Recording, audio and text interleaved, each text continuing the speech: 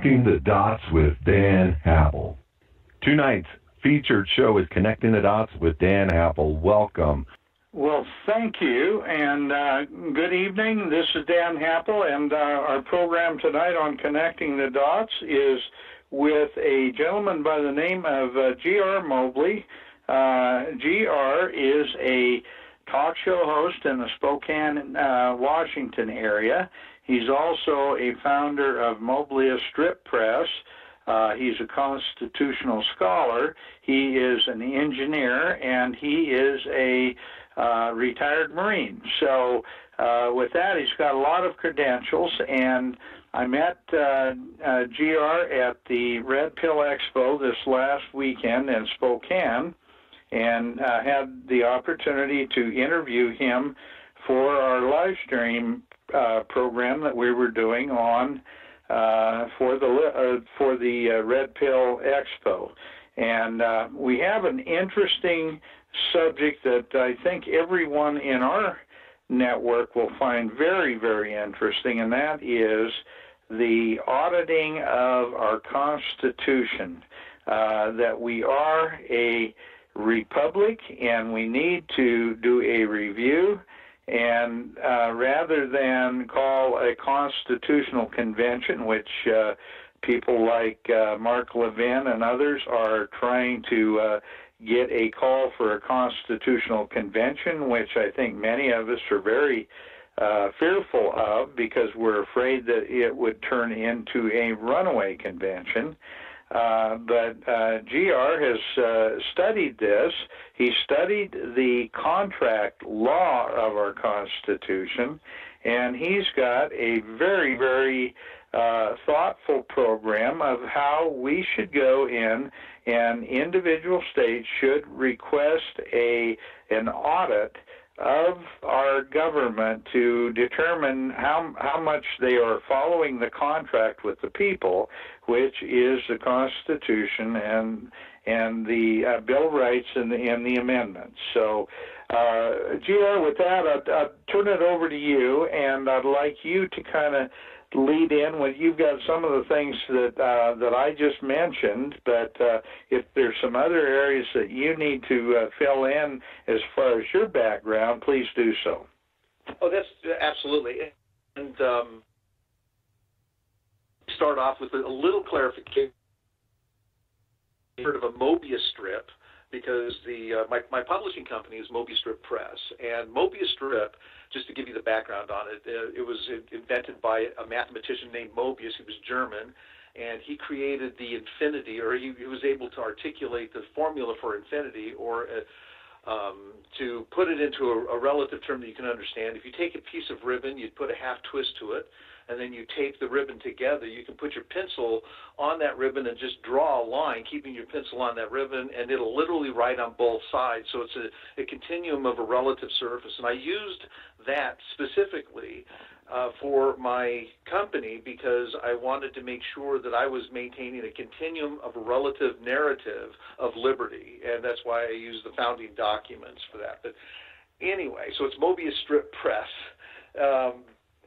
Yes, the Constitution is a contract. As a matter of fact, during the ratification debates and during the Federalist Papers and that entire process, and even after the process, Madison and many of the framers referred to the Constitution as a contract. They referred to it as a compact because really, technically, because there's multiple parties to it, it is more of a compact than it is a contract, but it falls underneath contract law. And if you look at the process of the ratification, just the word ratification, by definition, back in those days, as same as today, ratification is the formal acceptance of a contract. And that's what Article 7 stipulates, that this contract or this Constitution is nothing until it is ratified by 9 states. So Article 7 clarifies that, one, the Constitution is a contract, and that the stakeholders or the owners of the contract are the states, because in Article 7 it stipulates that, as well as in Article 5 it also stipulates that only the states have the authority to make changes to their contract. which is the Article 5 or the amendment process, and we're talking about the Article 5 convention. So just within the contract itself, it supports its concept of being a contract. If you look at 1798, the first time the Constitution was violated, and if you look at the actions of Jefferson and Madison with the Sedition Acts, what they didn't do was they didn't call for an Article 5 convention to amend the Constitution to keep the federal government from doing bad things and violating the contract. What they didn't do, is the second thing they didn't do, is they didn't go off and create an organization, a grassroots or an education type of organization so that they get the people involved. What they did, what Jefferson and Madison did, was they went back to state legislators and they educated them that it was their job and duty to interpose and to step in and to audit. And Jefferson's resolution, if you read his resolution of October 1798, he clearly goes through the Constitution he doesn't list it line by line, but he calls out that you only have jurisdiction over these laws. You have no jurisdiction over these laws. The Constitution also limits your ability to infringe upon speech as well. So if you read what he says, he's literally auditing the Constitution in calling out the federal government and all these violations within those 4 bills of the Sedition Acts. Madison does basically the same thing, and what they do, this is the interesting part, is they appeal to their other states to collectively pull together enough force to force the federal government into compliance. The problem is it never happened. They never got the other states to comply. And so what I had to do is I had to figure out, well, what would Madison do if he would have got those other states to comply? And I believe he would have used the Constitution in its full force by using the treason clause that the states can charge people with treason and charge their senators as well as their congressmen. If all these states got involved, they could have charged their congressmen with treason and then literally said, if you do not comply, then we'll charge you with treason and we'll recall you and we'll replace you with people that will do the job that's supposed to be done. And that's the force of the Republic. I think that was the insightful work that the Lord gave us in making sure that we had a contract, that we actually had these kinds of controls. But what's happened is that we've been lulled into believing a lot of lies because we've completely gotten away from the contract negotiation process. And that process was the ratification debates. If anybody reads the ratification debates, you will clearly understand that, one, this is a contract, and they defined almost every line in that contract within 1, 2, or many of the ratification debates. So, yes. Well, and your comment, GR, about the holding members of Congress accountable and treason being the stipulation, I think it's more and more apparent that we may be in a process very similar to that today. As a matter of fact, it's probably much worse today than it would have been then. Tell our listeners, you build a wonderful history of how the various expansions of our of government that are unconstitutional. And we started out with 3 departments, Defense, Treasury, and State Department. And now we have 15 executive departments, and of that there's 585 agencies within those, and only 3 of those were really originally intended, right? Correct. Technically, you could look at some of these departments and go, you know what, the federal government does have a legitimate enumerated power, and a good case in point is, and people won't like this, is the fact that they have the power for taxation. And the 16th Amendment, so if you peel into my bullets, and actually if you go to my website, reclaimingtherepublic.org, you can actually, right there on the home page, I have my bullets, which goes through the academic argument. And I go look at these documents to prove me wrong. But if you go through those bullets, it will clarify, the academic argument that we have to audit the Constitution. And when we pull the Republican doing that, that's what I refer to as Republic review. Just like judicial review, the Supreme Court pulls in obscure cases that are outside the jurisdiction, and which is an unconstitutional power they've assumed, and then they review it to make sure or inject their agendas and so forth. So as everybody understands judicial review as an unconstitutional thing, Republic review is actually within the boundaries of contract law, the Constitution, and the way it was all designed by state legislators really having the controls over the Constitution, as Madison and Jefferson did. But let me back up and get into your question, or to help answer that question, actually. We have all of this unconstitutional government, and the audit will force the process by identifying, did this role and responsibility come from actual enumerated powers within the Constitution or not? And going back to what I was saying, the IRS is technically an agency that falls within an enumerated power because they do have the power to tax. And the 16th Amendment gave them the power to direct tax personal income and so forth. And so one could go down this path of saying, well, that's kind of a legitimate power. However, the whole 16th Amendment was sold because Wilson was creating debt, and every president and every Congress since then has been creating debt, to move us down this road to where they had to start taxing more. The government needed more. And so that's why they created the 16th Amendment, and that's why they basically, control every facet of our lives, because they're controlling the taxation. But there's no controlling on the spending and their power other than the fact that they're creating debt by not getting enough money out of us. And so the IRS would literally go away if we got rid of all their unconstitutional spending, because over 80% of what the federal government spends on, or over probably almost 90% of what they spend on, is unconstitutional. Right, exactly.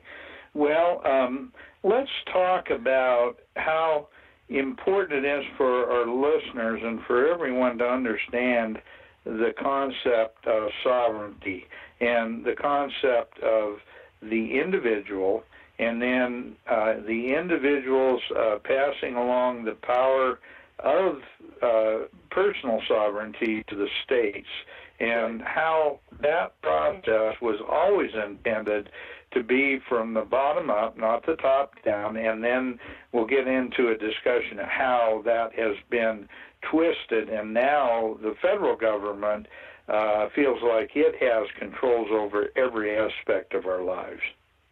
Right. So sovereignty is kind of an interesting thing. I mean, we are sovereigns over our own lives to a degree.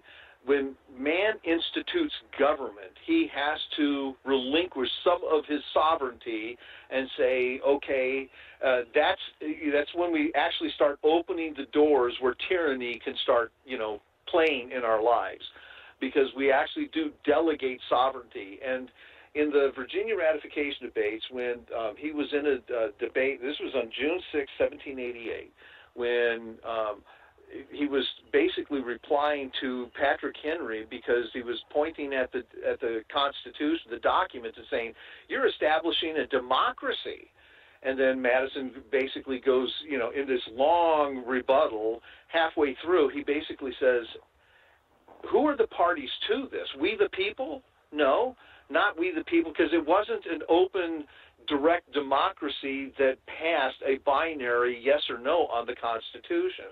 It went to the states. The people had to elect delegates, and the delegates for that state would basically debate it and go through and define it and determine whether they would want to pass it or not. And that was the genius behind this. But as he goes on and says, we the people, the party of the Constitution are the 13 sovereigns, the people of those 13 sovereigns.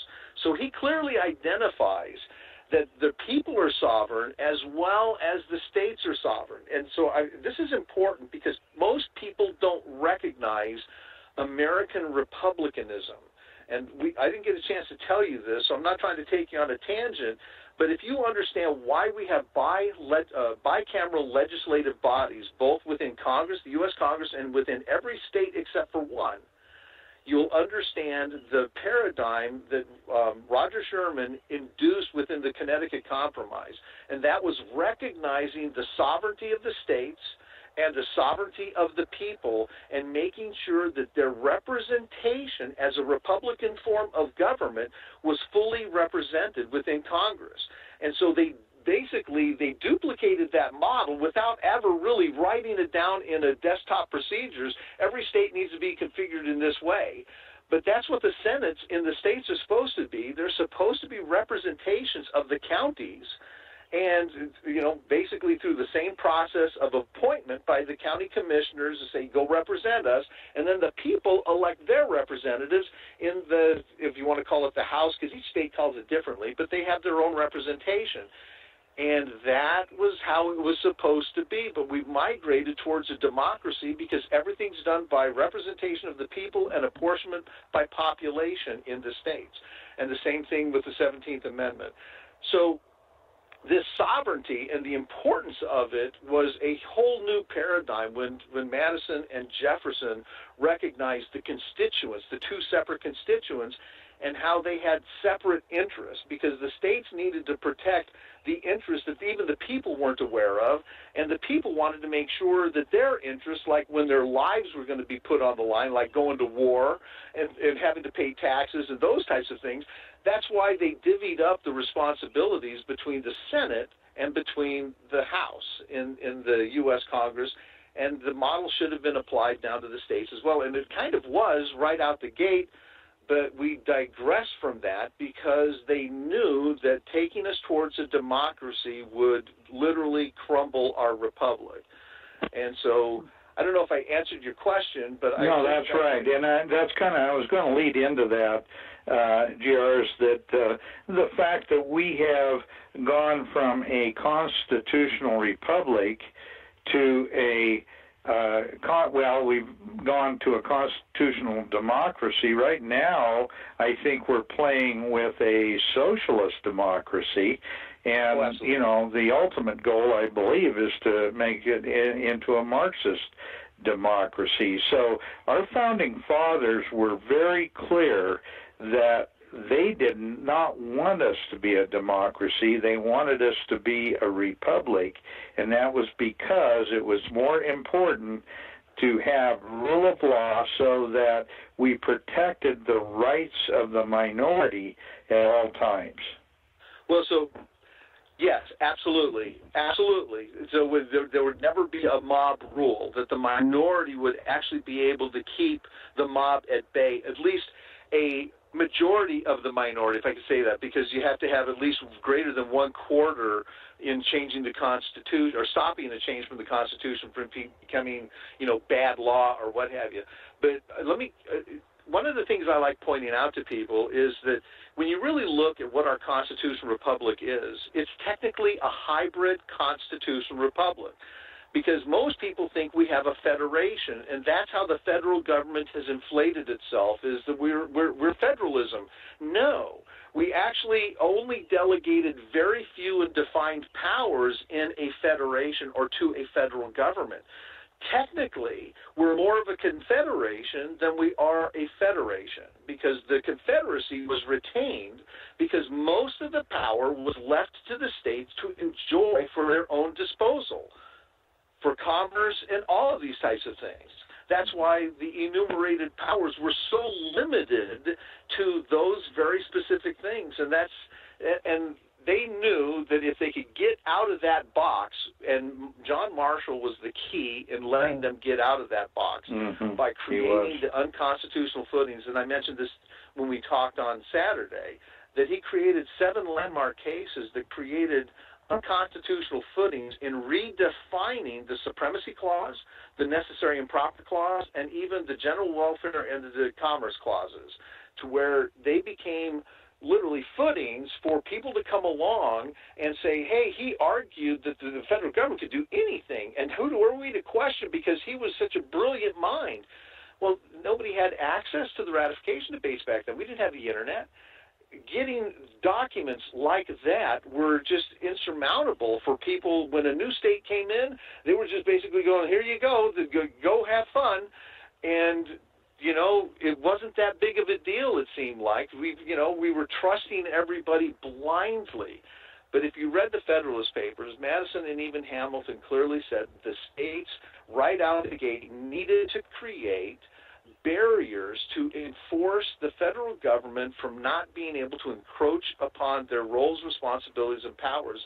And I think that the states just failed to do that because they were afraid to insult and possibly, impugn the integrity of these great noble men who were the first to serve in Congress, Madison being one of them.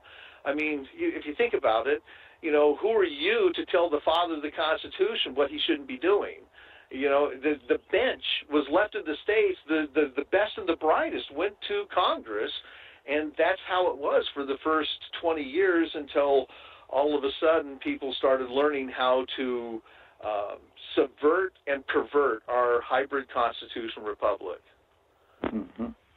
Well, the old saying goes that those who fail to participate in representative government are bound to be led by their inferiors, and I think that has been the case, and it's been expanding, for the last 230 years, and now we're at a point in our republic where we no longer really have a republic. So let's talk about, you go back and let's talk about how states can start to exercise their authority and do the kind of sovereign intent that was always part of the idea of confederation of states. Okay, so this whole process can start with one state. Literally, it only takes one state to stand up. And to be honest, I believe that Wyoming is the lead candidate for the state to stand up and call the rest of the states to join them in taking on, I'll call it Goliath, because truly these states are Davids. They're independent Davids. However, we are in a situation where a single David cannot slay Goliath because the boundaries of the Constitution require a certain amount of quorum to be able to shut down the government from being able to proceed further. And a good example of that is you need 13 states in quorum to basically say you cannot do health care. That is not an enumerated power. That is something that's reserved to us. Or even backing up further, you can't use constitutional law, you can't use case law or precedents. Those were usurped authorities. The Constitution's a contract. If you wanted to create constitutional law such as case law and precedents and those types of things, you need to amend the Constitution because it's clearly not in there. Because, oh, by the way, it was brought up during the ratification debates, why was common law not the dictated law within the Constitution? And the answer was that common law was going, or the determination on what a state would use for its law system would be up to the state, that the federal government doesn't have a dog in that fight. They only have enumerated powers to exercise, and that is it. That is the limit of their jurisdiction. And that's why Louisiana has civil law, where the rest of the United States has common law. And so it only takes one state, to get back to your question. I'm sorry, I go down these rat holes real quick. No, you keep going. So it only really takes one state to get this started. And how do I do this? And so this is one thing I didn't get to share with you, but I think you'll find this very interesting, is that I have pledges on my website on reclaimingtherepublic.org, and I ask state legislators if they will please sign this pledge. And in this pledge, there are 6 actionable items that I am asking them to do. It doesn't tie their hands to do anything other than to call for the audit and working with their fellow legislators in doing this. And what I'm trying to do is engage in Wyoming. It's kind of late for the Dakotas, but Kansas, we still have time because their primary is down the road. Every other state in the six states that I focused on was Wyoming, Idaho, Utah, the two Dakotas, and Kansas. I didn't consider Montana or a lot of other red states. I just said, let me work on the first six. And my mistake was I didn't look at what the primary cycle was, because one of the key ingredients is if you've got a challenger and you get that challenger to sign a commitment, now you actually have a good contest. But what is the leverage on an unopposed incumbent? In other words, why should I have to sign anything? I'm a good constitutional guy. Are you questioning my record? I mean, I literally get this from these guys. And I go, yeah, I am, because you're not stepping in like a Madison and Jefferson. So anyway, I'll tell you what happened in Idaho. I got involved with a few of the different races, and I got one challenger to sign the pledge that says, I absolutely support the Constitution 100%. He signed this, and then on my radio station, or I should say on my national radio program, I asked my listeners to send this guy love and give him small contributions or whatever you can spare. Send him contributions so that he can get over the finish line, because we need to start getting rid of these rhinos, and he actually won. He won by 2%, and this guy was a 30-year rhino. He was a household name in that district. And wow. So we can win, and we can do this. It's just that I'm too late at this point in this election, except for Kansas and Wyoming. And I'm trying to put the pressure on candidates in Wyoming. When's Montana's primary, by the way? Yeah, it's passed. It was passed, first right. part of June. Yeah. Mm-hmm. And I will tell you, the reason why states have early primaries, because if you think about it, look at every primary race. You will find that the whoever wins the primary is a backstroke into the general election, because throughout all these legislative districts, there's hardly ever a real challenge between the parties. Whoever, if it's a Republican, that Republican's winning. And that's how it goes. And that's why the primaries are so important, because that's how you can get constitutional people in. Anyway, so I'm trying to do the exact same thing in Wyoming, and I'm working with different levels of candidates, governors and so forth. So I'm reaching out to governors and all of that prior to the primary. Good. I know a gubernatorial candidate in Wyoming that I think would be very happy to sign on. Harriet Hageman. Oh, okay. You know what? I have not reached out to her, but she seems more, because when I've looked at her positions, she seems more like a candidate that, or I should say, a litigious approach. She wants to deal with things in the courts, very similar to who's their treasurer that's running, Mark Langston or something like that. Anyway, his first name's Mark. I couldn't answer that, but yeah. I would put you in contact with her, because she is very much a constitutional scholar, and she's running on that platform. So okay. I think that would be a good one. That would be a good one for you, too. I definitely need to, I'm going to be reaching out next week after the 4th of July, because we still have, their primary is the 21st, and so like I said, as soon as I start getting some legislators that are in contested races committing and signing, then I'm going to be using my listening audience to send some love. I've just been asking them, hey, save your lunch money right now. Just one lunch a week. Just save some lunch money so that when I ask that you can, maybe throw $20 out a week and you can do $5 to 4 candidates or what have you. That way we can overwhelm, because if you look at it, if I have 10,000 listeners and maybe 2,000 contribute, and out of that 2,000 they're contributing $5 each, that's a lot of money to go into a legislative race in Wyoming. That would be historic, and we would actually put more money into those races than probably never been spent before. And so we have a really good shot at doing this.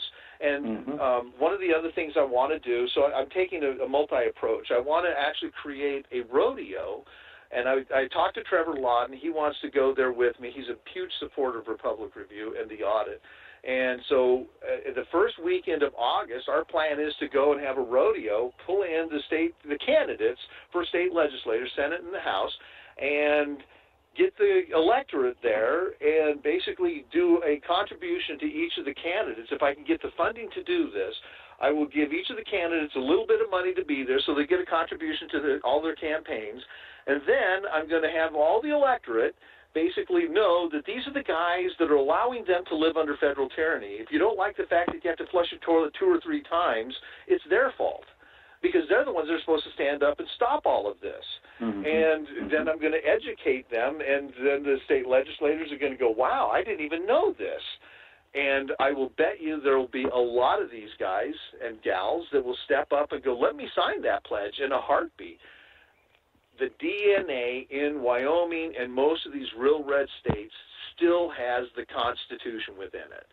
And yeah, no question. That's why I think that's how we can get this started. If I can get Wyoming or one other state going, it'll be a wake-up call to these other states. Actually, I'm trying to create the competition because I have one guy in Idaho that's going to start bringing it up and educating people, because there's lots of people in Idaho. They just shut down the COS in Idaho this past year, and so, hey, the dialogue should be going, hey, if you don't want to have a COS, then we need to do this. And actually, doing a convention of states would be like some people call it, putting the cart in front of the horse. The problem isn't defects within the Constitution. The problem is compliance to the Constitution.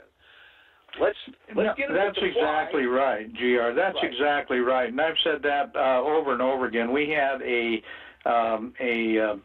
bill in the House and Senate in Montana to try to call a constitutional convention and to, sign us on as one of the states supporting that. And there's nothing wrong with our Constitution. What's wrong with our Constitution is nobody follows it.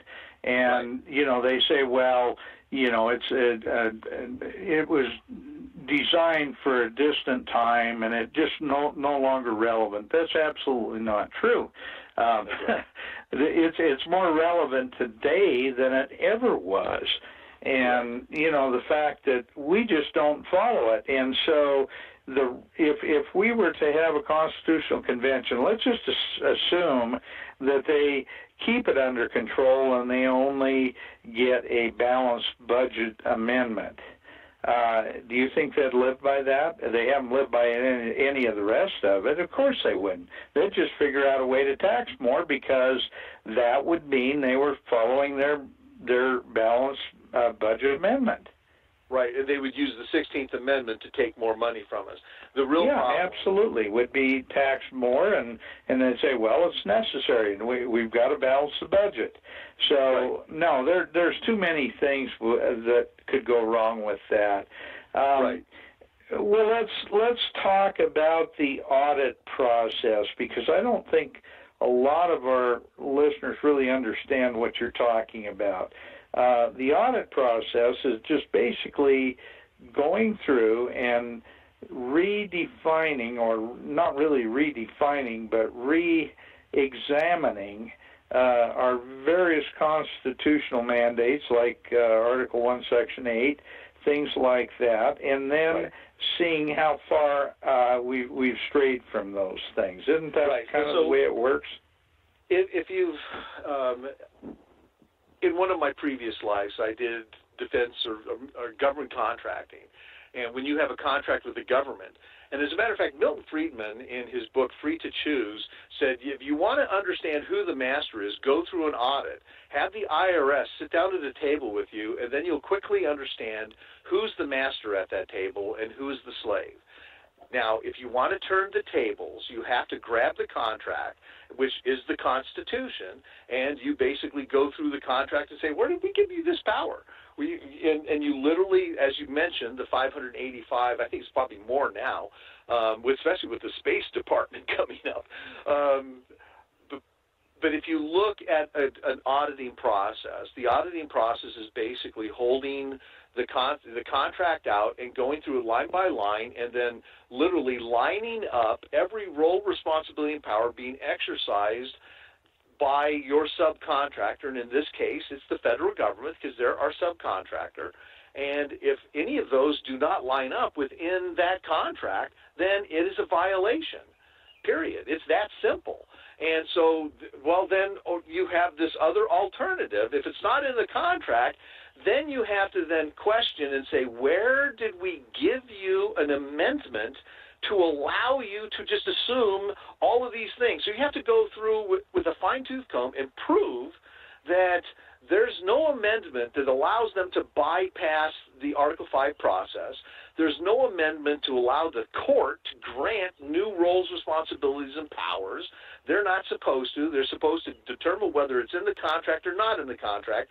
And if they can't cite where it is in the contract, then it needs to be questioned by the states, because the states are the highest authority. There is no court in the world that is greater than the republic over that Constitution. The Supreme Court doesn't have jurisdiction over violations of the Constitution.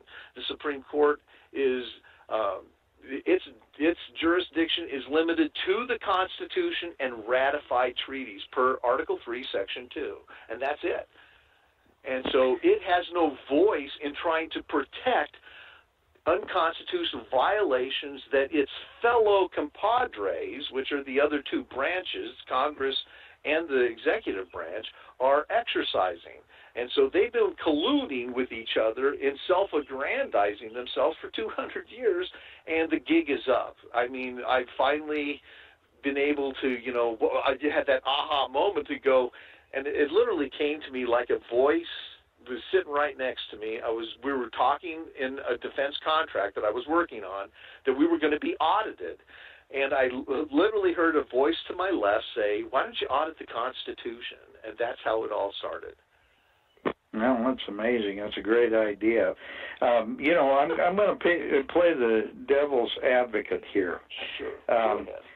What if, when we do this audit and we show how far we've strayed from all of the basic constitutional requirements, because let's face it, we know that our Constitution is a delineation of negative rights. In other words, it's a delineation of what the federal government cannot do, not what it can do. And it really is designed to reinforce state sovereignty and to make states the ultimate,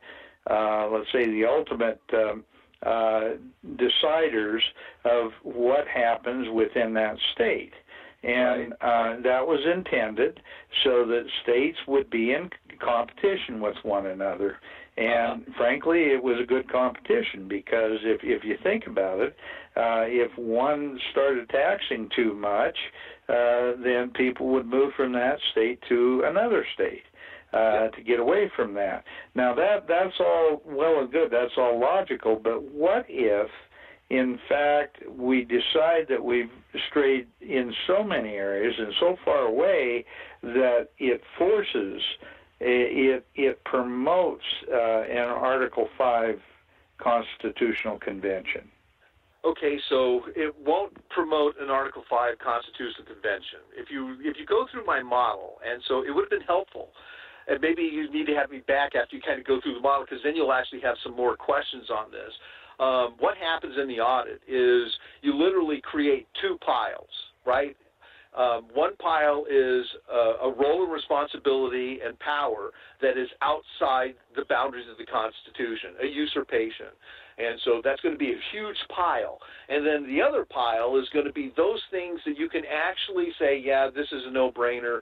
The IRS is actually within the boundaries of the Constitution. We'll allow that until we can basically make it obsolete. And the IRS does become obsolete when the federal government no longer needs to even do direct income tax and all those other things, because we've now capped its spending without having to do a balanced budget amendment. We just basically say you're spending unauthorized money. What would happen when you find out that somebody in your institution is spending money they don't have authorization to do? They go to jail. And so most people, because they've been lured and all that, I believe in mercy and justice, and I believe that there's a lot of good people that have just been told this lie for over a century, that everybody's just been, I don't want to say culpable, but we've all been lured by the soothsayers of this fabrication and deceit. So what we do is we create this huge pile of unconstitutional government, and you're going to find that within that pile there is huge duplication within the state, such as welfare, such as education, such as health care, and those types of things. So as you dismantle all of those things, then that'll just naturally go back to the states. There will be some things, like maybe the Department of Energy, that says, you know what, how are we going to handle this at the state level and, do this smartly? And I think it's going to force, some really good conversations for the states. But I'm here to tell you, Dan, that that's the conversation that should have happened a long time ago, that the states should have stayed involved. But I believe that we're capable. We have to be pretty arrogant to think that we cannot receive the divine hand of providence in giving us insights and guidance today any more than the framers were able to seek that and receive that as well. So I do know that we have to humble ourselves, and I do know that we really have to start focusing on, what is within those boundaries and putting aside our differences, putting aside self-interest, and literally do what the framers did and put their posterity first and put the, tranquility of the union and those types of things. Maybe the states will say, because there's going to be another pile. After they analyze all of this huge pile of stuff, they're going to say, what of these things do we really want to keep? Now, this is where the numbers come in. You're going to need 38 states to say we want to keep this, because if you have 13 states that say the Department of Energy's gone, then it ain't going to become an amendment. There's no point in forming an Article 5 process, whether that be a congressional process or a state process. If you've got 13 states, it's shut down, because you don't get 38 out of, what's left. You have 37 or less. Does that make sense? It does, but I still I don't know. I'm always nervous about any moves that might trigger an Article 5 convention, because quite frankly they played a lot of mischief with our amendment process already, and I think the 16th and 17th amendments are certainly a real good indication of that. I mean, the 17th amendment. If you go through my bullets, you'll notice that one of the things that the audit has to do is the states actually have to validate every amendment after the Civil War. From the Civil War, actually, you can go a little before that, but basically you're talking about from the 13th and 14th Amendments, right? Because the 11th and 12th Amendments were literally done, right after the Constitution. Right. Yeah. And so as you start peeling back, these amendments, each state's going to have to validate, did we really ratify the 16th and 17th Amendment? You have to question whether those amendments are even legitimate, because I forget the gentleman's name. It starts with a B, but he puts up a great case that the 16th and 17th Amendments were not legitimately ratified, that Wilson rushed them through, and we've been, operating under a facade that those have even been ratified. So the audit will actually flush that out at the state level as well, because the states are going to have to do some house research and determine whether they've fully followed their current constitutional process of ratifying, because I heard that a few states refused to seat, because when they got the amendment, they refused, because the election went away against the ratifying of the 16th and 17th Amendment. They refused to seat the new representatives, and they called session, and they maintained the incumbents to ratify before they seated. I believe that was Oregon and another state. But anyway, that all has to be flushed out. And if we find out that we've been duped, again, in other things like that, then we have to, say, okay, well, those are not constitutional. They are not in compliance to the contract. So the only process, and I think the most important thing I can do here, because I understand your concern of the Constitutional Convention. The runaway convention is not a real concern. The real problem with the Convention of States is this concept of failing and the concept of contract law. There's a term called collateral estoppel. I don't know if I brought this up before. Did I bring that up? Yeah, you mentioned it, but we didn't get into detail on it. Okay, so collateral estoppel is where the contractor, which are the states, the republic, because the subcontractor would be the federal government, you only have really one shot in trying to fix the problems with the contract.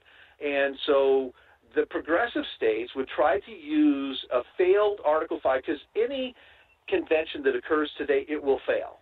Even if it becomes a runaway convention, you'll have at least 13 states that will say, there's no way we're buying into this. There's way too many red states that are going to buy into defunct amendments. That's why you can't even get 34 states today to even call for a convention. They've been doing this since the 80s.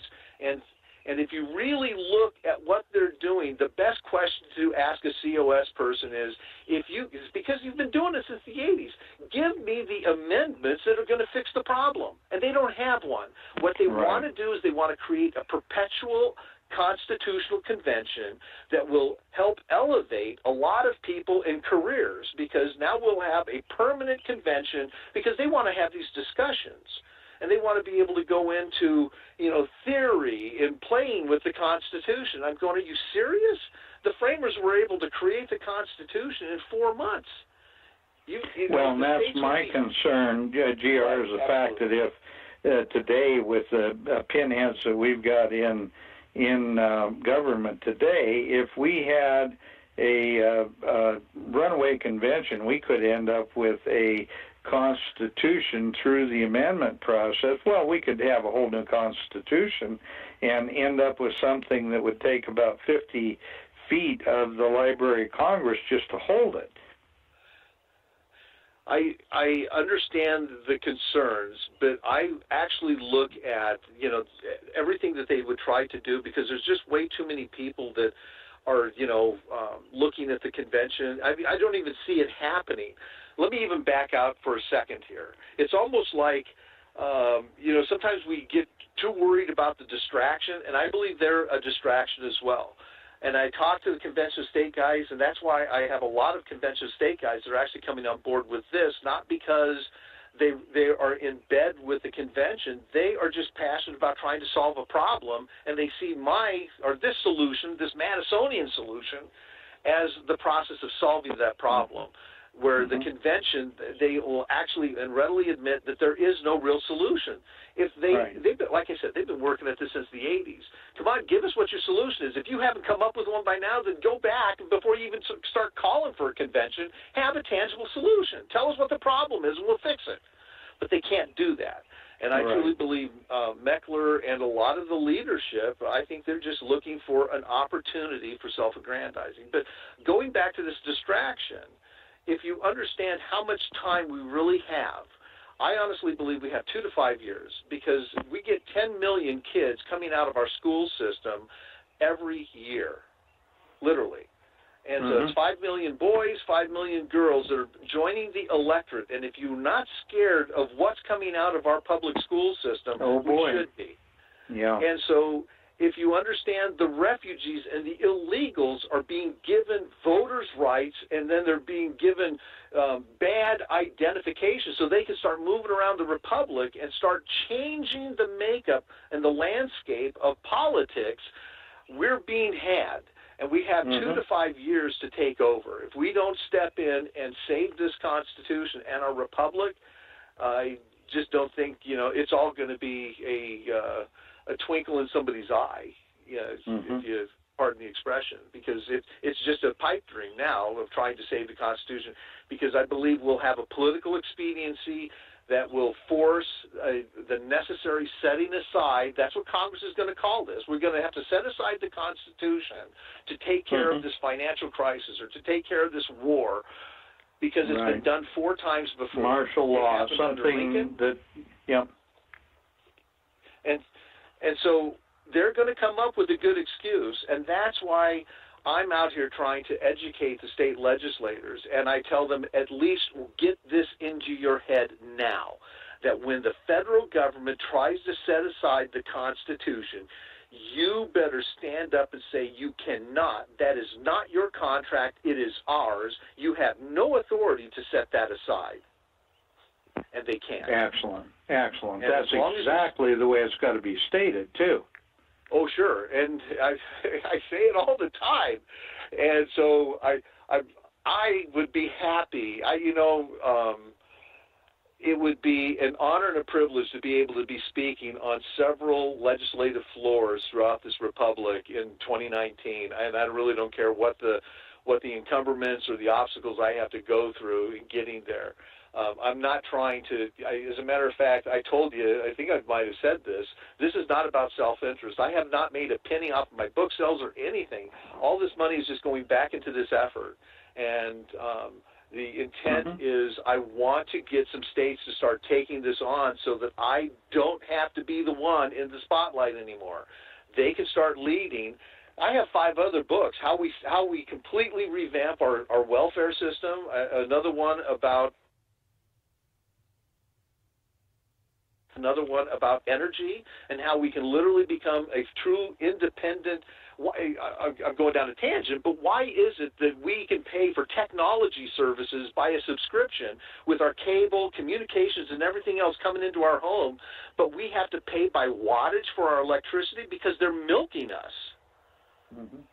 What's the difference between electricity coming into my home or whether it's content via my cable internet or satellite or what have you? We're being milked, and we should have an energy policy that basically moves us towards a subscription-based customer to where we just pay per head, and then that way, just imagine, Dan, you could have all the energy you want, and you can be as productive as you want. It's up to you. You're no longer limited by some stupid bill. Well, and that always boils down to monopoly, because usually there aren't as many choices as there should be, and whenever you've got more choices, you've got something that's a lot more cost effective. And I can understand that, but when it comes to electricity, you're only going to deal with a monopoly. So that's why I'm really a small government guy, and I'll just give you a little of my view. I think the Department of Energy should come back to the states. The states should create a policy, whether it's a commission, a Congress, or what have you.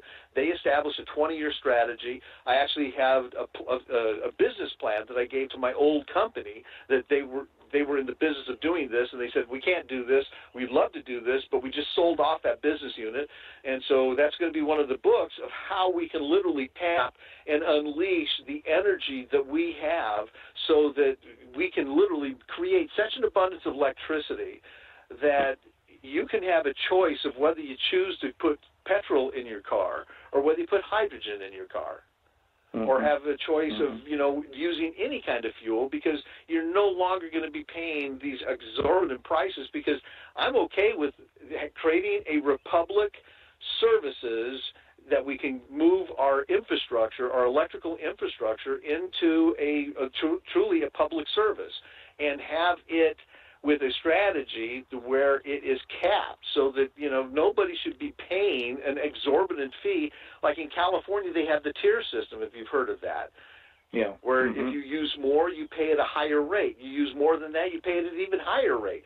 I had an $800 bill in California, and it was just my wife and I. Yeah, I can believe it. Absolutely. And go ahead. No, I was going to say we're getting close enough to the end of the show. I want to give you an opportunity to kind of, let's say, wrap up in what you see the solutions, what people can be doing, how individuals can affect this, and then I'll give you a couple of minutes at the end of the program to talk about your books and your websites and all that. So let's talk about what just mom and pop America. What can we be doing to make this happen? Get involved. Go to your central committee. Become a PCO. If not, at least start sitting in there and then start raising the question, why are you not centered? Why is the Republican Party not centered on the Constitution? And why are they allowing candidates to just come in who have no clue of what the Constitution is? We have to start centering ourselves at that level. And I actually am writing a set of bullets, so it's really hard to give, even in an hour show, enough of this, but the bullets that I have will really help people understand that. And my next set of bullets of how at the ground level people can start getting involved, that people can at least start going and sitting at the Central Committee meetings and listening to the Republican chair and the PCOs, and then you'll start understanding what the problem is, and I have a solution for that too, because we have to change our party system from a bottom-up approach instead of a top-down approach, because the national centers are actually directing how the party is operating, and that we got to reverse that. It's got to come from the grassroots up instead of from the top down. Yeah, no question about it. Okay, well, and let's talk about some of the projects that you're working on, how our listeners can get more information on your books on different websites. My books are on the Moblius Strip Press. My books are on the MobliusStripPress.com page. That is my publishing page. My ReclaimingTheRepublic.org is where you can get basically the bullets and all the content that you need to really start getting your arms around this. They can reach me at info@reclaimingtherepublic.org, and if you want to help, I've had a lot of people from different interviews and so forth reach out, and I'm actually setting up, how people can start getting organized. And so when that next set of bullets comes out of how we take back the grassroots and start centering our focus on the Constitution, then voila, we're really going to see some changes. I have other websites that are coming up, republicreview.org and 1798part2.org, but those haven't been launched yet. I'm waiting for some help on those. But anyway, MobliusStripPress.com and reclaimingtherepublic.org. And I'm on Facebook, too, G.R. Mobley on Facebook. Well, and feel free to send anything you want to me. Jerry, you've got my email address, and I would like to study more on some of the things that you're working on, and that way, next time we do a radio show together, we'll have that much more to talk about. And I will get you in contact with some legislators as well. There you go. There you go. That'll help. I'd like to have that conversation with Teresa. I sent her an email, and I'd love to sit down with a lot of legislators to say, do you realize your leadership opportunity and how we can go down in the annals of history of actually saving liberty for our great-grandchildren? That's pretty attractive. Attractive. Well, there are some of these legislators that will actually do that and actually be part of a process like that. There's an awful lot that won't, but she's one of them, and certainly I'm going to get you in contact with Harriet Hageman for the she's a governor candidate in Wyoming, because I think she would definitely buy off. So Okay. All righty. Well, with that, we've reached the end of our hour, and I will turn the radio show back over to you, Kelby, and thank our listeners for tuning in, and we will see you next week.